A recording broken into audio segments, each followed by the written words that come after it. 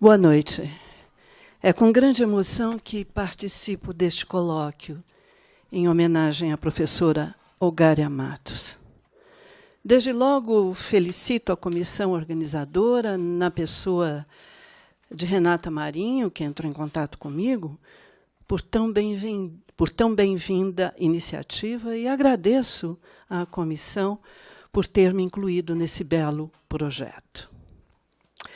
Quando recebi o convite, eu não sabia, na verdade, que eu iria passar momentos extremamente gratificantes, momentos de conviviabilidade aqui, enfim, de convívio, afinidades eletivas, uma enorme afetividade, inclusive, enfim, a alegria de estar aqui na mesa junto com a Maria das Graças, a Leda e a Tessa.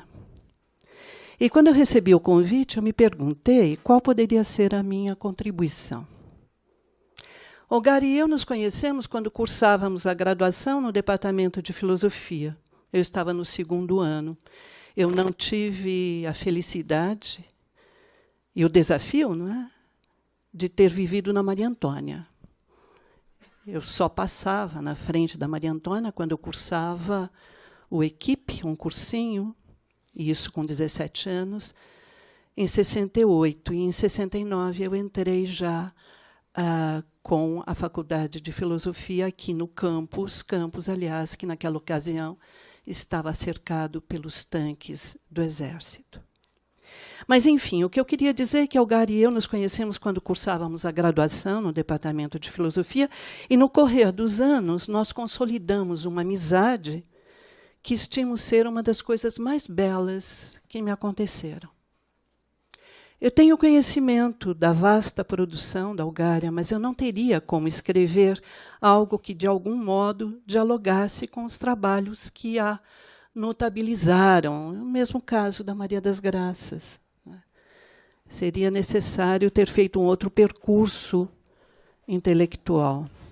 E outros colegas já iluminaram e voltarão a iluminar as pesquisas de Olgária no nível que se faz necessário. Cheguei a flertar com a ideia de falar sobre nossas conversas. Em momentos importantes, Olgária esteve presente na minha vida. E eu, talvez em menor medida, certamente em menor medida, na vida dela. Mas essas vivências que nos são tão próprias não se prestam a ser compartilhadas. Como diria Nietzsche, cito, nossas vivências mais próprias não são nada tagarelas.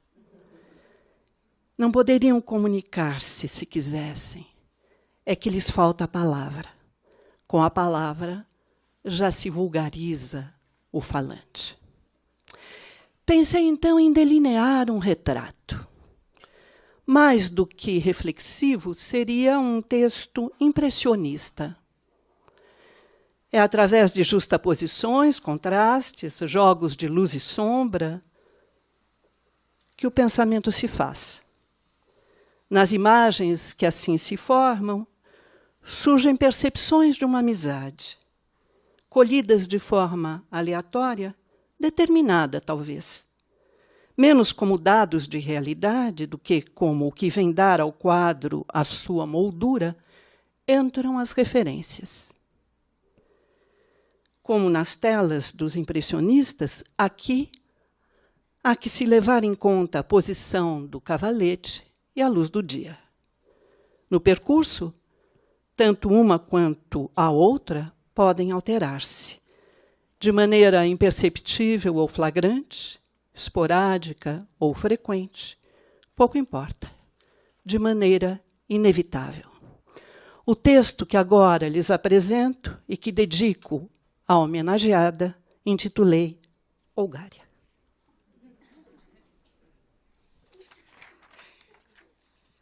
Então, agora para você. Em Olgária Matos, a palavra generosidade se declina de diferentes maneiras. nos textos que publica, no trato com os problemas que aborda, na orientação dos estudantes que acolhe, nas amizades que cultiva, em suma, na sua obra e na sua vida. O seu segundo livro, Paris, 1968, As Barricadas do Desejo, Renato e Sérgio trataram dele, e eu também vou tratar. Sim, o seu segundo livro, porque o primeiro, Rousseau, uma arqueologia da desigualdade, Maria das Graças tratou dele agora, resultara do mestrado defendido em 1974 na Sorbonne, época em que convivemos na capital francesa, nessa Paris que é até hoje notre ville d'adoption e que até hoje está intensamente presente em nós. Paris, 1968, As Barricadas do Desejo, veio dar voz às nossas vivências de juventude. Ao examinar o Maio francês, Olgara conjugou poesia e revolução para lançar luz nas suas palavras sobre a primavera do assalto ao céu. Se houve quem visse 68 como uma revolução política e quem o entendesse como uma revolução cultural, Olgara talvez o considerasse uma revolução antropológica. Pois então inventou-se uma nova visão de mundo, uma nova concepção do ser humano e da sociedade. Se não vingou, nem por isso deixou de existir. Na verdade, ainda existe. Existe porque é uma ideia reguladora que norteia o agir e o pensar de Olgara Matos. Tanto é que as palavras de ordem do Maio francês é proibido proibir. E sejamos realistas, peçamos o impossível, impregnam suas atitudes e suas ideias. É proibido proibir se faz presente de várias formas em Olgara. Encontra tradução, por exemplo, nas suas relações com estudantes, colegas e amigos. Em suma, com as pessoas com quem convive. Prova disso é o trabalho de orientação que a realizou até o momento. Por certo, ele não foi pequeno. 22 teses de doutorado, 22 dissertações de mestrado, e isso para mencionar apenas o trabalho de orientação, por assim dizer, formal, porque há outro. Nós sabemos o que consiste em pôr-se à escuta, dar respaldo, aconselhar. Para além dos números, importa notar que Olgara soube acolher as mais diversas demandas. Orientou trabalho sobre a escola de Frankfurt, mas também sobre Wim Wenders, Michelangelo Antonioni, Henrique Romer e o cinema palestino. Outros tantos trabalhos sobre Benjamin, Adorno, Marcuse, mas também sobre Goethe, Leopardi, Thomas Mann e Carlos Drummond de Andrade, ou então sobre Guignard, Brassai e Pierre Verger, ou ainda sobre a medicina de Hipócrates e o estudo do sufismo. Cinema, literatura, pintura, fotografia, Olgara levou pela mão seus estudantes a transitarem por diversas áreas da cultura para se iniciarem na filosofia. Talvez ela subscreva a ideia de que a filosofia não se identifica com um domínio específico do saber ou uma determinada área do conhecimento, por mais amplos que sejam. Tampouco se confunde com o exercício de certas habilidades ou a maestria na arte de argumentar. Não se define como uma reunião de teses que fixam uma dogmática ou um conjunto de técnicas que estabelecem uma metodologia. Filosofia consiste em tocar a questão da condição humana, em colocá-la. Assim como a literatura, a pintura, a fotografia e o cinema são outras formas de exprimi-la. Por isso mesmo, o trabalho de orientação desenvolvido por Olgara consistiu, antes de tudo, em dar aos estudantes a oportunidade de tomar a palavra. Ele não poderia, de modo algum, comportar qualquer gesto de imposição, fosse o de impor um tema ou uma metodologia. Ao contrário, emancipador, esse trabalho propiciou aos que por Olgária foram orientados, o encontro com si mesmos. E seres relacionais que nós somos, bem sabemos que o encontro com si mesmo passa necessariamente pelo encontro com o outro. Se a generosidade de Olgária Matos se revela nas suas relações com os estudantes, de igual modo ela se mostra nas suas relações com os colegas. Inimigos que eu saiba, Olgária nunca teve. Mas os 3 ou 4 seres humanos que, por inveja ou despeito, tentaram colocar obstáculos no seu caminho, esses ela não perdoou. Não perdoou porque Olgária é como Mirabeau, que não tinha memória para insultos e infâmias que cometiam contra ele e que só não podia perdoar porque esquecia. Se ela jamais guardou lembrança das ofensas e desacatos que chegou a sofrer no correr da vida acadêmica, também é certo que nunca esperou retorno por parte dos que se beneficiaram com a sua generosidade. É que a sua maneira de agir e sentir não se conforma às regras do toma lá, dá cá, ou como diriam os franceses, à prática do renvoyer l'ascenseur. Afinal, a generosidade não é regida pela lógica da contabilidade. Nem poderia ser.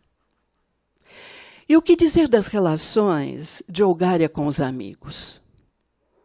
Por maiores que pudessem ser os nossos desatinos, ou por mais extravagantes que se afigurassem nossas atitudes, ela sempre nos acolhia do mesmo modo, sem nem mesmo parecer dar-se conta do que poderia se figurar despropositado. Nunca um olhar de censura, jamais uma palavra de reprovação. Pois Olgária vivia, como sabemos, bem ciente de que é proibido proibir.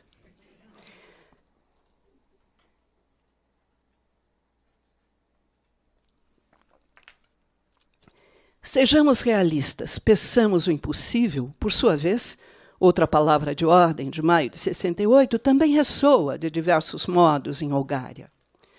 Encontra ecos, por exemplo, no trato com os problemas que aborda, nos textos que publica, na pesquisa que realiza. Assim é que, em alguns de seus trabalhos de pesquisa, Olgária Matos não hesitou em pôr sob suspeita o cerne mesmo do racionalismo moderno. Voltando-se para a figura de Descartes, explorou os conflitos e a polifonia da sua noção de eu, as conotações nihilistas do seu modo de pensar e a vertigem da razão presente na sua obra mestra, As Meditações Metafísicas. É com generosidade que, em seus livros, Olgária Matos conduz o leitor por caminhos nunca dantes trilhados. Sem titubear, ela o leva a defrontar-se com os arcanos do inteiramente outro. Na sua tese de doutoramento, Olgária quer mostrar que Adorno, Horkheimer, Benjamin e Marcuse contrapõem os aspectos noturnos da noção de progresso à onipotência da razão e suas luzes emancipadoras.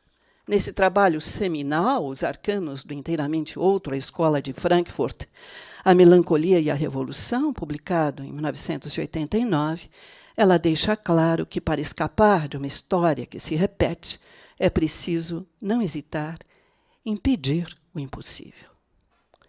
Com a mesma generosidade, Olgária Matos mobiliza, desde então, a teoria crítica para refletir sobre o campo ideológico contemporâneo. Em seu livro Vestígios, Escritos de Filosofia e Crítica Social, ela reúne ensaios e crônicas que apareceram em jornais e revistas de 1981 a 1997. Na pluralidade de temas abordados, que vão da crise nas ciências humanas ao abandono do indivíduo frente à modernidade, Olgária faz ver que hoje estamos diante de uma crise que não é só econômica ou social, mas existencial. Ao diagnóstico do presente como vida administrada e mutilada, Olgária contrapõe a possibilidade de uma cultura que convoque as forças imaginárias da sociedade no sentido de fazer dos seres humanos não só cidadãos do mundo, mas também cidadãos do espírito. Ou seja, ela continua a pedir o impossível. Sempre à procura da brecha, para usar o termo com que se designou o maio francês, Ogária Matos publica Discretas Esperanças, reflexões filosóficas sobre o mundo contemporâneo, em 2006. Resgatando elementos de diversos campos do saber, filosofia, literatura, artes plásticas, ela explora as relações entre política e cultura. Nos ensaios que reúne nesse volume, mostra que, com a modernidade, a preocupação com a vida justa e o bem-viver cede lugar ao progresso técnico. No ensaio Ciência, da natureza desencantada ao reencantamento do mundo, Ogária se serve do mundo grego para fazer ver que, por oposição, o mundo contemporâneo é completamente dominado por uma ciência estritamente técnica que não reflete sobre si mesma nem sobre o seu papel na sociedade. Nesse contexto, impregnada de espírito acrítico, a mídia se impõe, homogeneizando pensamentos e sentimentos, a indústria cultural leva o indivíduo a preferências intelectuais desprovidas de significado, a política parece destituída de referenciais humanistas. Mas, inspirando-se no lema "Sejamos realistas, peçamos o impossível", Ogária põe em causa a superfície da irracionalidade que no mundo atual se faz passar por racional para incitar à busca por uma sociedade de seres humanos que, renunciando ao desejo de dominação, deixem de tomar a natureza como mero objeto, uma sociedade que tenha por base a amizade e a fraternidade. Fazendo uso da teoria crítica, Ogária Matos traz a lume contemporaneidades. Com generosidade, leva o leitor a percorrer, nas suas palavras, essa coletânea de miniaturas filosóficas. Nesse livro, trata de temas como a representação da violência de Auschwitz, a questão da desmemória no Brasil. E não hesita em fazer uma leitura do nosso país, pondo em cena a música popular brasileira. Tomando como exemplo Roda Viva, de Chico Buarque, e Encontros e Despedidas, de Milton Nascimento, mostra que, em vez de uma concepção linear de história, temos de nos haver com deslocamentos geográficos. Nas suas palavras, com uma geografia do lugar nenhum, sem ponto de partida ou de chegada. Enredados no círculo, nós nos sentimos estrangeiros, pois estamos sempre a caminho, envolvidos na temporalidade do acaso. Ogária tampouco hesita, a partir da análise da linguagem de Guimarães Rosa, em apontar a possibilidade de pensar a língua e a identidade como uma constante saída de si mesmo, o que leva a pôr sob suspeita as ideias de mestiçagem e de cultura híbrida, na medida em que essas ideias apontariam para a pureza dos idiomas e culturas das metrópoles. Essa exofilia, esse amor ao outro para recorrer a um termo da Ogária, deveria servir de antídoto a todo nacionalismo e ao monolinguismo que caracteriza todo modo fascista de pensar. Que Ogária me perdoe os deslizes que eu cometi até este momento, ao trazer à cena esses 4 livros da sua vastíssima produção. É que, até onde eu sei, não é por acaso que Ogária Matos considera, até onde eu sei, considera, ao lado de Os Arcanos do Inteiramente Outro, a Escola de Frankfurt, a Melancolia e a Revolução, considera esses 3 livros relevantes em sua trajetória intelectual. De fato, em Contemporaneidades, Discretas Esperanças, reflexões filosóficas sobre o mundo contemporâneo, e Vestígios, escritos de filosofia e crítica social, nossa Olgária agencia um conteúdo filosófico e uma forma estilística, de certo modo, indissociáveis, fazendo do ensaio seu modo de expressão privilegiado. E, na verdade, agradeço aqui ao Sérgio Cardoso, que, enfim, agora trouxe luzes sobre justamente o ensaio, a partir da leitura de Montaigne, como sendo um experimento, uma experiência, uma vivência, para usar um termo de que eu gosto muito. Então, fazendo do ensaio seu modo de expressão privilegiado, Olgária oferece ao leitor uma reflexão crítica sobre nosso mundo, que é, ao mesmo tempo, reflexão essa que é, ao mesmo tempo, arrebatadora e rigorosa. Mas esses textos seus, sobretudo, a meu ver, sobretudo testemunham a generosidade de quem acolhe tudo o que foi excluído do mainstream filosófico. É o que também se pode constatar no ensaio Walter Benjamin e o Zodíaco da Vida, com que Olgária Matos me presenteou. Esse texto faz parte do livro Filosofia e Cultura, Festschrift para Scarlett Martin, organizado por Ivo da Silva Júnior e publicado em minha homenagem em 2011. Então, Olgária escreve, eu cito: na contramão do preconceito antibiográfico da filosofia, Benjamin é quem realizou a mais autobiográfica das obras. Além do estilo, Benjamin diverge do cânone consagrado na Universidade Alemã, o do filósofo profissional e da escrita técnica, preferindo aproximar-se da filosofia por via indireta, estudando a cultura do passado sem ser antropólogo, a história da literatura sem ser seu historiador, e, na maior parte das vezes, recusando a filologia, o método de pesquisa tradicional na academia alemã.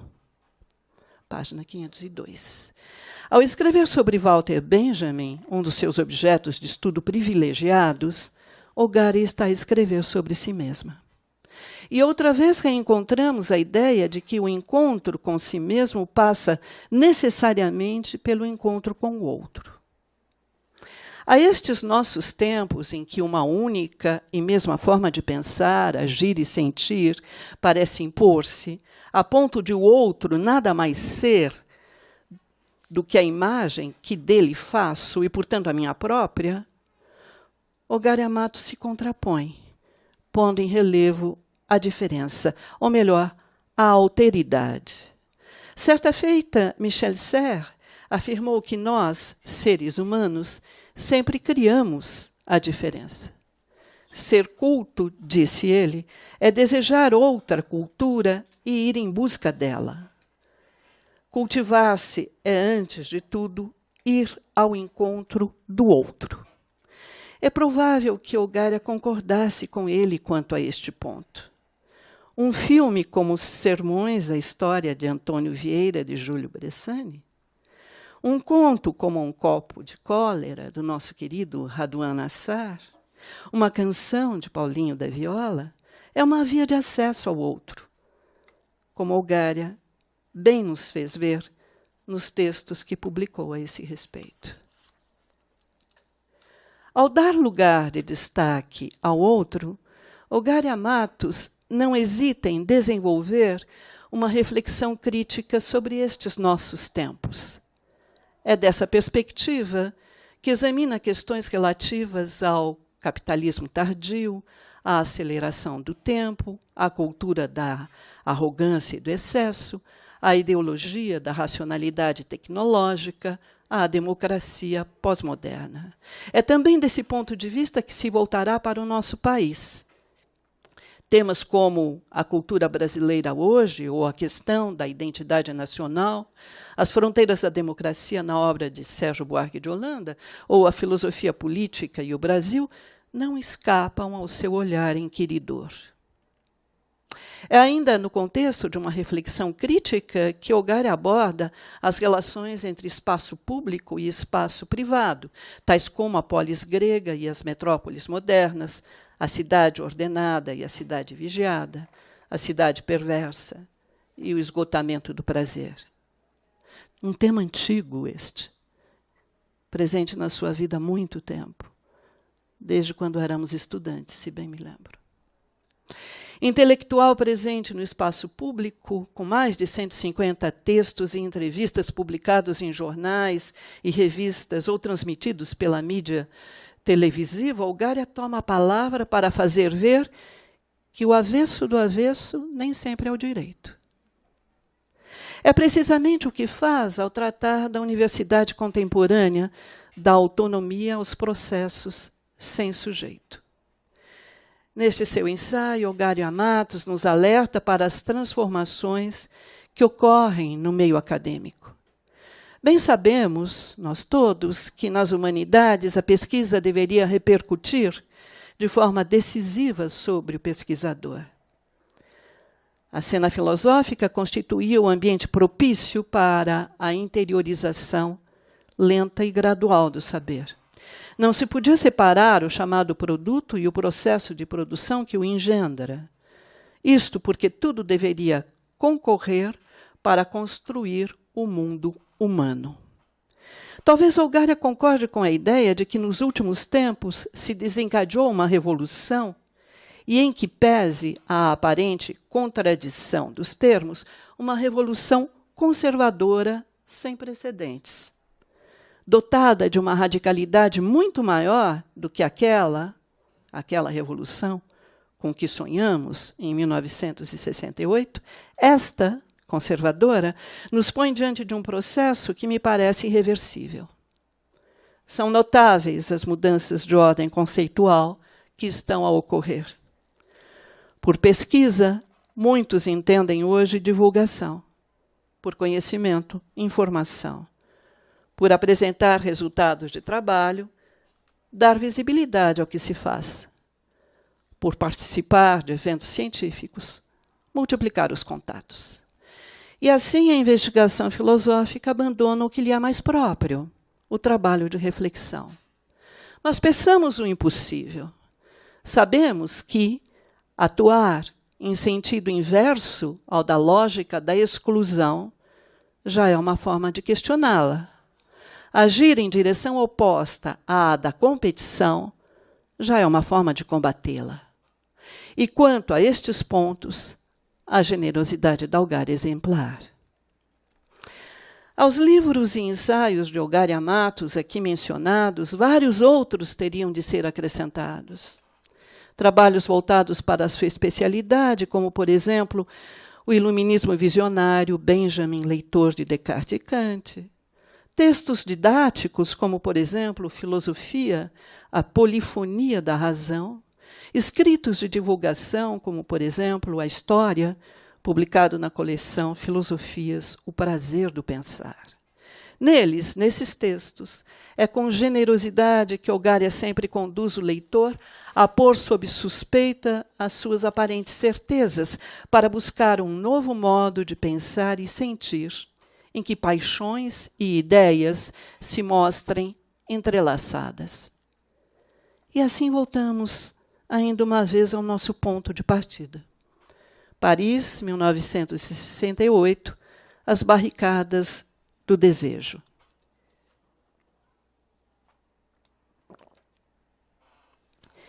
O desejo que aparece no título do livro estará presente na problemática de que Olgária Matos trata em outros escritos seus. Ao lado dele, comparecerá a melancolia como emoção política, mas também a preguiça. Entrará discretamente a esperança, mas também o amor e a amizade. Na sua obra, fica patente, para recorrer às suas palavras, a influência das paixões nas escolhas existenciais e políticas. É o que lhe permite convocar a que sejamos realistas, peçamos o impossível. Se fosse o tempo e o lugar de delinear um retrato mais extenso de Olgária Matos, essa empreitada certamente nos remeteria a uma nova concepção de biografia. Concepção essa que poderia ser encontrada no livro Autobiographie, de Jacques Derrida. Cito: a biografia de um filósofo, diz Derrida, não a consideramos mais como um corpus de acidentes empíricos que deixa um nome e uma assinatura fora de um sistema que se ofereceria a uma leitura filosófica imanente, a única tida por filosoficamente legítima. Nem as leituras imanentistas dos sistemas filosóficos, sejam elas estruturais ou não, nem as leituras empírico-genéticas externas, jamais interrogaram a dinamis dessa borda entre a obra e a vida, o sujeito e o perdão. Eu retomo. Nem as leituras imanentistas dos sistemas filosóficos, sejam elas estruturais ou não, nem as leituras empírico-genéticas externas jamais interrogaram a dinamis dessa borda entre a obra e a vida, o sistema e o sujeito do sistema. Com Derrida, Olgária talvez concordasse. Bem sabemos do apreço que tem pelo pensador franco-argelino, que tratou de temas que lhe são caros, como o exílio, o estrangeiro, a hospitalidade, e não nos esqueçamos, a amizade. No memorial que apresentei por ocasião do concurso para professor titular de História da Filosofia Contemporânea nesta casa, memorial esse que foi publicado em 2005 com o título A Irrecusável Busca de Sentido, Autobiografia Intelectual, deixei registrado, cito: era numa espécie de oásis que me sentia em companhia de Olgária Matos. Foi em 1970 que a conheci. Era de uma turma anterior à minha. Olgária, com seu invejável bem-querer, sabia ser acolhedora. A amizade que juntas construímos teve por base primeira o respeito mútuo, em que pesem os caminhos diversos que seguimos e as posições divergentes que por vezes defendemos. Ela, essa amizade, jamais se deixou abalar. Inúmeras são as situações que poderia evocar, situações que testemunham essa nossa amizade. Fim da citação. As dedicatórias generosas aos livros da sua lavra que Olgária me ofereceu, ao longo de mais de 4 décadas, não deixaram de dar testemunho dessa amizade recíproca. Nelas, reaparecem com frequência as expressões: para Scarlett, que há tanto tempo está em minha vida e a quem quero tanto bem. Pelo carinho e aconchego de uma grande amizade. Para estarmos sempre bem perto, todo o meu afeto. A minha amiga de ontem, hoje e sempre, todo o meu carinho. Por todos esses anos, pela felicidade de te ter sempre por perto, hoje e sempre. Mas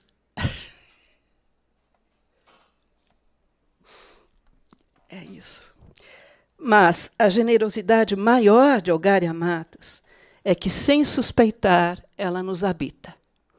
E ao nos habitar, alquimista, transforma em ouro o que há de mais obscuro. Muito obrigada, Olgária.